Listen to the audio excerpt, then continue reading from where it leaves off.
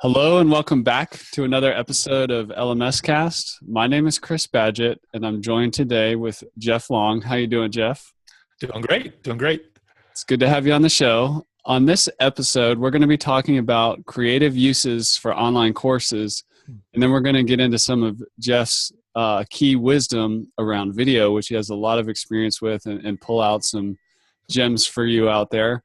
But first, Jeff, tell us a little bit about yourself. Where do you come from? What do you do? I know I first came across you on the Online Course Coach podcast, which is one of my favorite podcasts that I recommend to anybody who is passionate about online courses and being an education entrepreneur and looking for good resources for a wide variety of information and tips and some great interviews. Your guests are incredible. So check out Jeff there, but tell us a little bit more about you. Who are you and what do you do? Yeah, well, thanks again for having me on the show. It's an honor. I've been listening to you guys for a while too, so it's kind of this reciprocal thing. So I started in 2003 with a video production company and had two business partners at the time. And we quickly found out, we'd make these great videos, but our clients' websites were terrible, outdated, built in Flash, et cetera, et cetera. And so they would ask us to build a website to pretty much house the video. This was before even YouTube was popular and things like that. So we quickly kind of have this 1-2 punch of videos and website development. Well, my parents are both teachers, lifelong educators, or now college professors. And so I have that teacher bug in me, I guess you could say, that I always love to teach. In fact, fresh out of college, I did corporate training with Lowe's Home Improvement. So anytime a new Lowe's store opened across the country, I flew there, trained everybody from the store manager to the store janitor, and had a lot of fun. It was a blast. I even got to go to Hawaii and Alaska and Canada and everywhere here in the U.S. So those things combined, the video, the web development, the teaching background, and corporate training all came together at a head many years ago. I don't have an exact point or date, and it just made sense when clients kept coming to me and saying, "Oh, you do video and web. I have this training I would like to videotape and then put online and deliver." And just kind of morphed into one of our niches that we specialize in and offer. So whether that's corporate e-learning and training or more entrepreneurial based, it's been a lot of fun. Working with some different clients, and we'll talk about some of those projects and some innovative ways or interesting ways to create online courses that maybe people hadn't thought of. So that's a little bit about me. And like you said, I have the Online Course Coach podcast, which I get to interview amazing people and just have a lot of fun, just asking them questions, shooting the breeze, kind of like we're doing here today. That's awesome. That's awesome. Well, that's a lot of great experience. And it's interesting how things overlap, with the teaching background, the video. I started out actually as an amateur guy who really fell in love with digital video. I was that guy. I'm very much come from a wilderness background. So I used to be like ice climbing on mountains on a mountaineering expedition, climbing a big wall, carrying my little digital camera. Nice. And it was that passion for video that really is what brought me into the web. And when I saw YouTube come on the scene, I was like, after I became more entrepreneurial, I definitely saw the opportunity in what was happening with video. There's just this voracious appetite for video as a communication tool. And yeah. Well, and it helps so much with SEO, with your marketing. I know Forrester Research did a survey or a study and found that a website with video on it is 53 times more likely to be on the first page of Google than a website that doesn't have video, a text and image only website. And then on the online course, let's see if I can find that stat real quick. I think it was on the online course side, a course that has video content. It was, I'm not going to be able to pull it up on the top of my mind. It was like 82% more effective when students took the course and it was video based. So immediately when they took it, they didn't remember it a whole lot more than a text-based course. However, over time, they remembered it 82% better than the other students that didn't have a video-based course. And so just the idea, or just the fact that the information kind of sinks in when they can hear it and see it and kind of experience it through video. So I could talk about the benefits of video forever, but I know we have other things we'll talk about before that. That's awesome. And yeah, just another SEO tip I want to throw out there for people. For example, with this podcast that we're recording right now, I have transcripts that are done from these episodes, which are full of keywords or whatever. And no matter what your industry is, or your niche, or your online course platform, if you have a blog and you're doing videos, getting transcripts is a great way to, build up just some real natural SEO, as long as you're talking in the words that people in your industry use. And it can be a lot easier to do it that way than trying to write a 4,000 word post. So it's definitely one of my SEO tips for people looking to get found, because we talk to a lot of people here who are at the beginning, not always, but a lot of people at the beginning, like, how do I start? How do I get found? And video is just such a powerful way to get found. But let's get into some creative uses for online courses outside of internet marketing. There's a lot of people in the online course space who get interested in things like passive income or making money online, and there's nothing wrong with that. But there's a lot of other ways to use online courses or to blend them into something else that's already going on. And I know you have a bunch of experience working with a lot of different clients and interviewing and so on. Like, how else are people using online courses outside of the internet marketing space? Yeah, so let's start at the entrepreneur level. So my company works with larger companies that have, HR departments or marketing departments, et cetera. So we'll talk about some of those here in a second.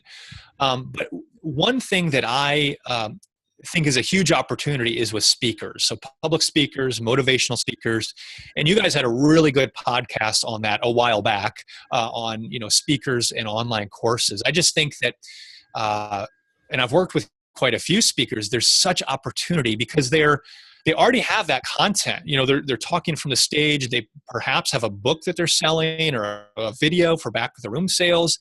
If they can just package that together in a course, it's a no-brainer. So it's a revenue stream, and it's something they can sell both on their website as well as back of the room sales.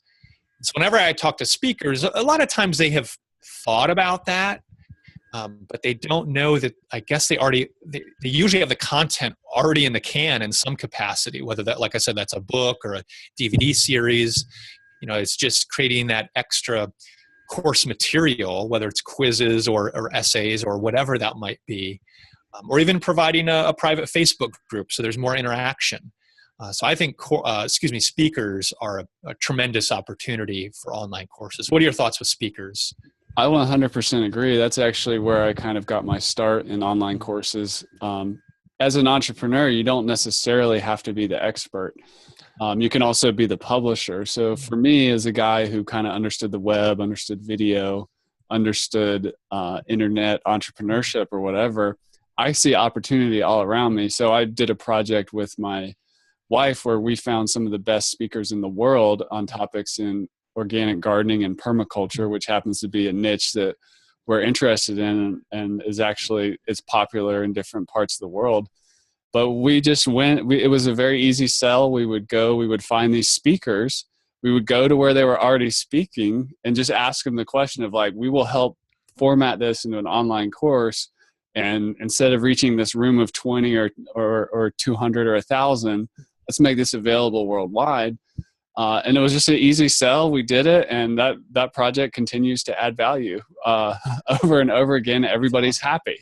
But it's just about capturing that medium, that speaking or the book or whatever it is, and just bringing it into the online course space as a publisher. Yeah. And that's why I love working with speakers. It's funny, probably in the late 90s and early 2000s, I worked with a couple of speakers putting their cassette tapes onto CD. Okay. Sell on CD, physical CDs. And then a few years later, we migrated all to MP3 and put it online to sell. And like you said, finding those industry experts and partnering with them, whether it's a joint venture or straight up normal project where they pay you for the project. To me, as an entrepreneur, I love opportunities where there's a win-win. And so I think speakers are, we keep saying, there's huge opportunities to help them succeed. And by doing so, you can also succeed as well, like we've both done. Yeah. And especially if they're not really online in any kind of major way, they're just waiting to be, there's an opportunity there waiting to just scale it out. And that's still early days in a lot of industry and niches. I mean, there's a lot of topics out there that people speak on. Yeah. Oh, yeah. I was at a speakers conference last year in Dallas, and one guy he spoke about mountain climbing because he had climbed Everest, and other people were more family and relationship speaking, and et cetera, et cetera. So there's so many available topics. It's amazing. I think the one challenge with many speakers is even though they do it full time, they're not kind of the top tier. So it is like what you did, is find the top tier speakers and pursue them versus some speakers that are struggling or not as prolific as maybe some others are. Yeah. And just to piggyback on that idea, when we started doing that, our video production quality was quite low, just a, $500 or maybe less camera. In a dark room with poor lighting and a lapel mic that had a little feedback. But because the speaker, and the one I'm thinking about in particular, is known as the #1 in the world best-selling author on the topic of permaculture, it didn't matter because the content was there, and that was good. And over time, I got more involved as an entrepreneur. I started bringing in professional film crews and all this kind of thing. And that I was able to grow from there. But when you're at the top, while video production quality is important, I was able to get away with it and still survive and realize, but I still need to improve just because they were so good. They were the top of that niche. And those people are more approachable than you realize. Yeah, no, that's true. And that's what, even though my background is in video production and we do, high level, high end video shoots and projects, as far as online courses, you're right. It's the content that's key. So whether you're using your smartphone or a web camera or DSLR or whatever, it's more about the content. And there is a time and a place to increase the quality of your course, look and feel through video. But I'm definitely not one of these people that says you have to spend a bunch of money, to create your online course videos. I always try to start simple, unless you have a huge audience that expects a certain level of quality. But even then, you can sometimes get away with, cheaper tools. Totally. Well, what are some other places or creative ways of using online courses that you've come across? Yeah, so we have a fair amount of clients that are in the manufacturing space. And what I love, I consider myself almost like a creative or a digital problem solver that happens to use the tools of video, e-learning, website development. So whenever I talk with a manufacturing company, I kind of ask some questions. And one of the questions is, well, explain how you're doing internal training, new hire training, HR, OSHA, all those things that many of them are required to do. And I'm always surprised how few manufacturing companies do not do any type of online courses, e-learning, video training, etc. So one example, for instance, was a company, and they do, I think it was stud welding or arc welding or both. So they have this little box. It looks almost like a briefcase, and that's where you would. That's where it generates power and helps do the arc welding and some other things. I don't want to get too technical because I'll be out of my league here quick. And so they were having a problem where their sales team would go out and they would kind of say one message, and then the customer service folks would get a call and they might say something a little different. And then the people that were actually building it, in the back of the facility, they would know something else. So we created this 8-part video training on really from setup to usage to safety to everything that the client could use. And so, of course, we put it on their website. Their sales team was able to, put it on iPads and go across the country, and just everybody was on the same page because it was well documented in this video course. But here's the funny thing that happened, or the thing I didn't anticipate is, and I've been doing this since 2003, video, especially video courses and good video courses, quickly elevates you to an expert level. Even, this company I worked with, they were an expert in their field, I would imagine. But once they had this video series, trade publications and different trade shows and other people in their industry were calling them, asking about how the video is made, or can we use some screenshots for our brochure, or, just things that quickly propelled my client to a different level just because of these videos. And then lastly, I got a call from him. He was at a big trade show in Dallas. He said, "Hey, we just won our biggest contract of the year." Congratulated him, of course. And he said one of the key factors was they had this video course, for our product. And my client's new customer looked at that as an innovation, and they were cutting edge, and they were making it happen. And so the customer was telling my client, "Hey, if you guys are that cutting edge, we know that you can serve us for years to come." So there's all these like ripple effects that, to be honest, I didn't think about. I didn't market and I didn't promote when I was, doing the sales pitch to my client. It was just fascinating how that video series, propelled them, higher in different people's eyes. That's awesome. And it's not, what you're touching on there is not linear in nature. Just because, it didn't just make something marginally better. It actually made a lot of things a lot better, which is interesting. And that's the power of the internet and the true power of scale. But I'm curious, when you first did that project, was it meant initially just to be for internal training and the public wasn't going to see it? Or was it kind of for everybody? It was for everybody. We had considered some extra modules or whatever just for internal use. Mm-hmm. But it's really helped their SEO. We talked about SEO earlier. And so we got the transcriptions, and we did our keywords and tagging it appropriately. So it's really helped them with SEO and searchability. That's awesome. Yeah. And we have the same experience at LifterLMS, which is a digital product for creating and selling online courses. But we have a demo course that if we hire somebody new on support, they go through it. A lot of what we do is custom development built on top of LifterLMS. And if there's a developer coming in to work on those kinds of projects, they take that course. It's our number one marketing asset. Most of our conversions happen after somebody, they were on the demo and then they decide to buy. And it's, those videos are on YouTube and going all over the place. It just keeps going on and on and on. It's really amazing if you're a product company or a service company, how valuable it is to slow down, take a second, and curate all that knowledge, as opposed to just doing it one-off. Because think about how efficient it is for every time somebody needs to learn about a product, for one person to stop and show this one-on-one relationship, and then that moment in time is gone forever. Yeah. It's interesting you mentioned that. I spoke at WordCamp Columbus this year. And, obviously most of the audience are web developers, designers, and kind of people in that industry.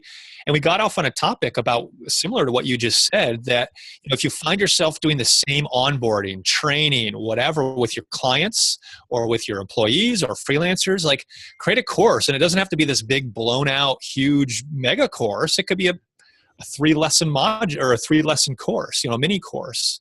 And that just saves so much time. It could be as simple as, here are the 10 things you need to do to log into your WordPress website and add a blog post, go to this page and then log in and then add your title, then your keywords, and then your tag, so it doesn't have to be complex.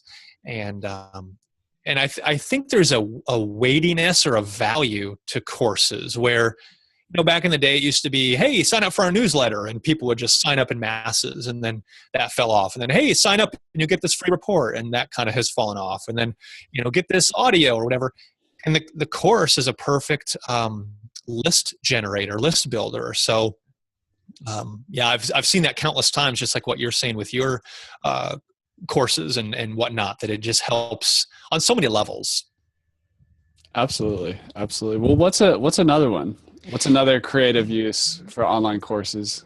Yeah. So we talked about speakers earlier. I worked with Carrie Wilkerson of the Barefoot Executive.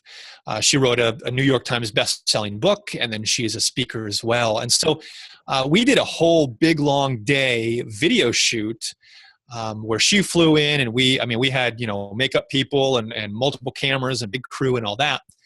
But part of that was we did some different videos. Some were more highly produced. And then the course videos were a little scaled down. She used it to just build her email list, just like we talked about a minute ago. And so she had a 7-day business blitz where she would give different tips and strategies to help you in your business for 7 days. And she emailed me about a month after it launched, and she said she had about 1,000 new subscribers added to her list because of that. And while she kind of is in that speaker space and somewhat internet marketing space, she's so authentic, she's so good. And she was using this MiniCourse as a list builder, but man, it packed a powerful punch. So, to the audience, and this, Chris, like if you're thinking of a free course, don't make it like crappy, make it awesome. Yeah. Because that's the first exposure to you that your customers will have. Yeah, that's really good stuff. Yeah. Do you recommend? I'm just curious on that free mini course at the beginning or something. Do you recommend that coming out, or what have you your experience and what have you seen in terms of having that be just videos that come out through email, or actually putting those inside of a learning management system? Do you have any way of? That's a great question. I don't know. Yeah, I haven't done any split test, so I can't say definitively back to back how that would convert. I think it depends on your audience and topic. Mm-hmm. And I think that would be a fun test to see, if you send out emails with video in it and they click to a page, or if they have to log in. I don't have an answer for that. I'm just curious. I'm always wondering about that. I do agree that, and I've just seen it so much that the free email mini course is the way to go. And another one I'm seeing a lot lately, and maybe we could chat about it a little bit, is this whole concept of people doing a virtual summit where it's live. There's all these experts come in, they talk about a specific topic. It may or may not be curated into a path to follow. It might just be a bunch of people weighing in on their perspective on a topic.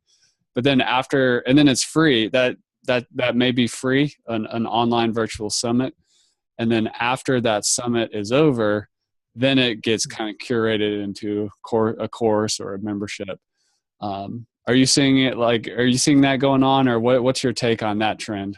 Yeah, I think it is a good strategy.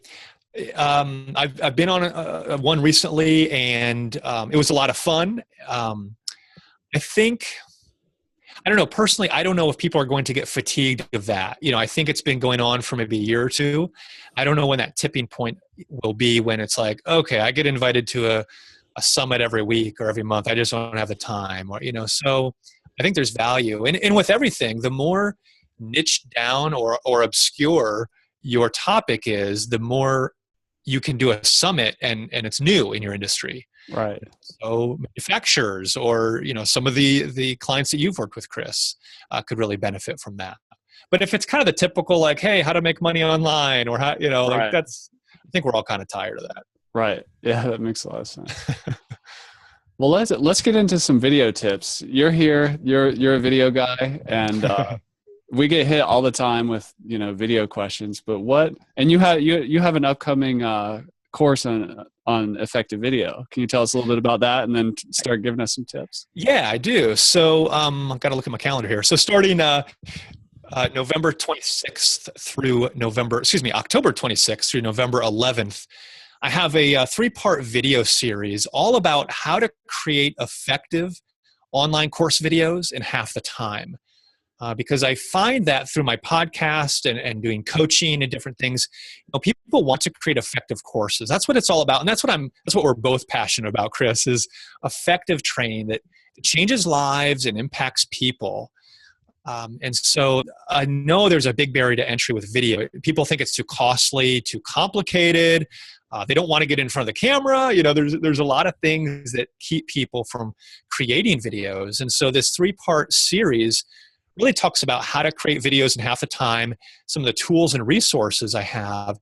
And then I also have a contest I'm running with about $800 worth of prizes and discounts for people to build their website, their course, their videos, etc. So that's kind of a fun experiment I'm doing with the course as well. And then I'm going to be launching a full blown out course right after that, early November type of thing. So yeah, it's going to be a lot of fun. We'll talk about the different piece of equipment you might need, whether you're on a small budget or large budget. So audio, video, lighting, graphics, some of those different things, as well as how to truly and effectively teach with your course content. So it's going to be a lot of fun. What are people doing with video, perhaps incorrectly or under optimized in terms of teaching through video? What are they doing or not doing? Yeah, so I think one of the struggles is trying to fit your entire life's knowledge into your course. In fact, I have a client who does this, and every time I say we need to cut it down, so the goal is not how much can I pack into this. It's more about what's the simplest way to convey this message and teach this without talking forever and ever and ever. I had an entrepreneur one time tell me he would pay 5 times the amount for a specific course if it could be cut in half dramatically. He said, my time is worth more than money, and so if I can get in and get out and get what I need to, that's more important than the cost of the course. So I think finding that happy medium of content versus length is key. In fact, I saw a study that said videos that are for e-learning and training have about a 12-minute limit for people to kind of stick with you. We all know that like promo videos and marketing videos should be under probably 3 minutes or so. But with training videos, you can go longer, but there's that 12-minute limit. So when possible, try to keep each lesson, module, video, whatever, under that 12 minutes. That's awesome. What about tools? Like if somebody's like first starting out, let's say it's an entrepreneur who's already successful, whether they're a speaker or let's just say they're a solo operator, but they already have, a nice income. They're not struggling. But they're kind of new to the whole technology thing and they're going to have talking head videos. What do you recommend? Yeah, perfect. So I recommend to start with what you have. And most people have a decent smartphone that has good video. So why not start with using your iPhone or your smartphone? Just make sure to get a tripod that can hold a smartphone. You don't want to hold your arm, have your arm out, selfie mode, recording a video for 12 minutes, of course. So that's one thing, is make sure to have a good tripod. And then make sure to have good audio. So whether that's a lavalier mic, and you can find these on Amazon for $20 or so. There are ones that cost a lot more, but you can do it for 20. And so that way it sounds good, it's steady. And then the third thing you need is good lighting. So I recommend be near a window or be, somewhere where there's not harsh shadows. You could even be outside as long as you're not, half in the shade, half in the sun. So those are the things I would recommend. Start with a video camera you have, whether it's your smartphone or a webcam. Get good a tripod and stabilization, get good audio, and then make sure it looks good with the lighting. If you have an iPhone, what's the best audio option? Like just to use like earbuds like this if you're recording video or what? Yeah, so Rode makes a really good, it's called the Smart Lav Plus, if you pronounce it like that. Is it wireless or corded? It is corded. Yeah. They do make some wireless ones. It's hard for me to recommend wireless because the wireless lav mic I have is almost $1,000, and I'm not going to recommend that for normal people. Right. It's more on the high end. You can use your earbuds that come with it. It's just personally, I think it looks a little funny if you have your earbuds as you're doing a course. I'd prefer to have less wires in it, but that might just be my perfectionism coming through. Absolutely. Well, what are some other low-hanging fruit things you see for education entrepreneurs out there who either classic mistakes or just easy places to get started and really bring it up a notch? Yeah, I think a lot of it is, so here's a tip I would do, and I actually broke this rule recently, so I'll remember it next time, is don't record your first video first. So let's say you have a 10 lesson course and each lesson is a video. Chances are, if you're brand new to video or if you don't do it much, you're going to be learning on the fly, and that's fine. And your first video is going to be your worst. All right, let's be honest. So you don't want to start off with your audiences and your students' first impression being one of your worst videos. So you might just do a practice video and get it out of the way and just say, you know what, that first video, I'm just going to throw it in the trash. We're not going to even use it. So there's no pressure. Or you can start in the middle, let's say video 5, and work all the way up to number 10, and then back starting from 1 up to 5. So that's what I would recommend is, and most people don't think of that. They just think sequentially, hey, 1 through 10, start at 1, end at 10, but start in the middle, because your first video is going to suffer and you'll have to re-record it. And like I said, I just went through that recently myself because I'm used to producing other people's videos. I'm not always in front of the camera as much as I would like to be. Right. That's great. And I remember when I first recorded the LifterLMS demo course, like the very first video is like, why LifterLMS? So I was like, I might as well wait till I'm warmed up, and then I'll come back and do that really quick one at the end after I've done everything else and really gotten in the rhythm. So that makes a lot of sense. And I also want to just echo what you're saying. It's important to not be too hard on yourself and go ahead and launch either your first lesson or your first course, have it not be perfect, and just know that the next time you come around, you're going to be better. A lot of people have to go through like, okay, that was my first course, and either redo it again in a year or launch a different course. But the main thing is just to start. I've never seen anything like video where people struggle with perfectionism.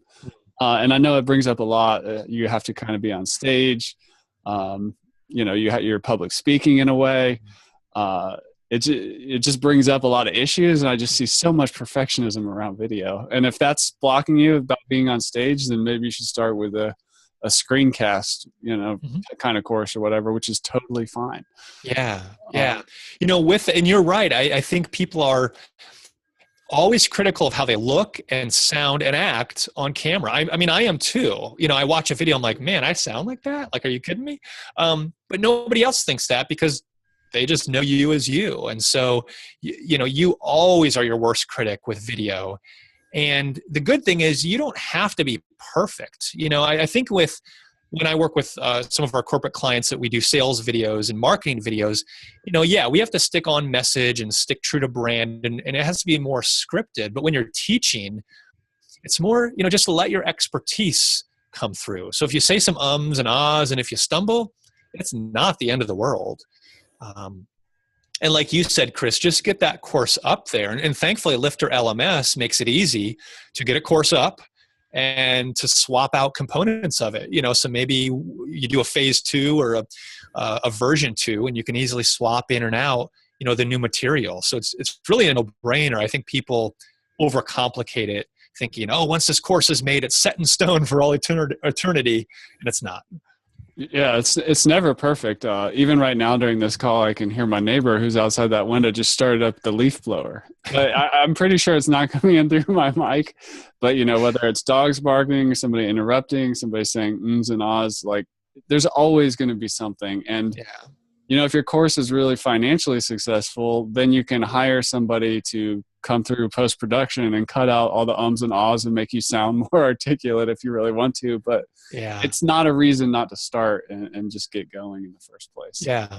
Well, and here's another tip, because most of us make a lot of mistakes on video or screencasts or whatever. So if it is you on video, and I have to do this a lot, trust me, is I hide my mistakes with creative editing.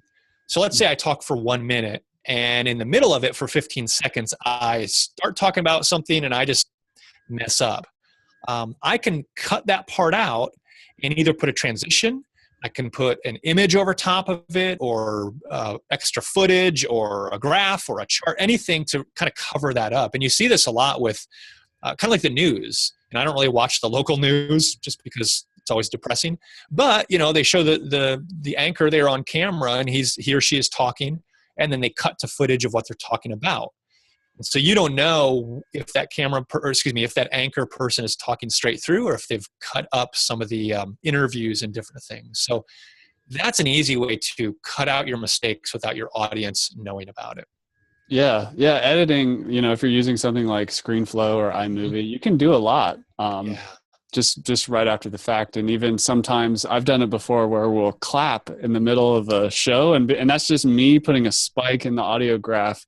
So I'm like, yeah, right around there, I need to cut something out, but I know pretty much I don't need to touch everything else. So it's just a way for me to speed up the editing process. Oh yeah, go to that spike, look for what I wanted to edit there, and then keep going. I love it. And I'm so glad you brought that up. That's like a power user tip. So congrats, you're a power user. Well, it really is, So let's say you do a promo video or something where you record the same phrase over and over or whatever. Like what you just said, Chris, I either snap or clap my hands for a good take. So I know, hey, I just look at the timelines for my claps or snaps, and I cut that and keep it, and I pitch all the rest. That way you don't have to watch through every take and retake and all that, because it's pretty monotonous and time consuming. Yeah, and that comes from the movie industry. I think you have one on the wall behind you, but that thing that people do where they goes like clack, we've all seen it. That's one of the reasons they do that. It's just like a visual representation of a transition or whatever. Exactly. Cool. Well, Jeff, this has been great. Can you tell us where to find out more about you, and tell us again about your upcoming course and where people can go to find out more? Yeah, you can find out more about that course at easyvideoforcourses.com. And if the video series is still going, you can sign up for that. If not, you can just get on the wait list. I'll probably push it out 6 months from now, just because I want to make sure I can properly equip and handle the students that are coming in. So Easy Video for Courses is probably the best way to learn more about that. And your podcast? My podcast is onlinecoursecoach.com. So we interview different people in different industries, as well as I have quite a few solo shows talking about, just like what we talked about here today, video tips, as well as different marketing strategies and how to build courses and fun things like that. Awesome. Well, thanks for coming on the show, Jeff, and we'll have to definitely do this again sometime. Yeah, thank you so much, Chris.